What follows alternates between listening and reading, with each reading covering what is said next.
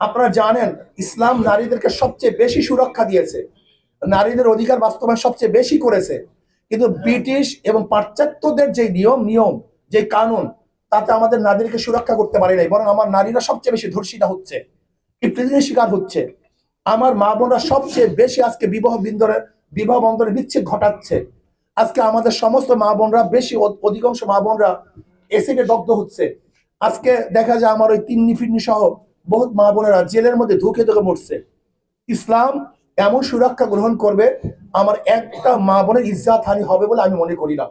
এবং আমার প্রত্যেকটা মা বোনের অধিকার, তাদের শিক্ষা, চিকিৎসা, তাদের বাসস্থান, এমন অনেকে মনে করে, যেমন একজনে বলেছে যদি আমরা ক্ষমতায় যাই তাহলে 8 ঘন্টা থেকে 5 ঘন্টা কমিয়ে আমরা তাদেরকে বেতন বাড়িয়ে দেবো। আমাকে প্রশ্ন করছে আপনারা কি করবেন? আমি বললাম আমি 8 ঘন্টা 5 ঘন্টা দূরের কথা, আমি এমন ব্যবস্থা করবো যে কোনো নারীকে চাকরি না করতে হয়, যদি প্রয়োজন না হয়। আমি তাদের ঘরে টাকা পৌঁছাবো, আর যারা চাকরি করবে তো করবে, সেখানেও তাদেরকে কমতি করব। কিন্তু আমি এমন ব্যবস্থা করব যেন আমার মা বোনের একজন মা বোন না খেয়ে না থাকে, সবাই যেন ভরপুর খেতে পারে, ভরপুর পরিধান করতে পারে, সুখে স্বাচ্ছন্দ্যে জীবন যাপন করতে পারে। এরকম ব্যবস্থা করবে ইনশাআল্লাহ, যদি আল্লাহ কবুল করে।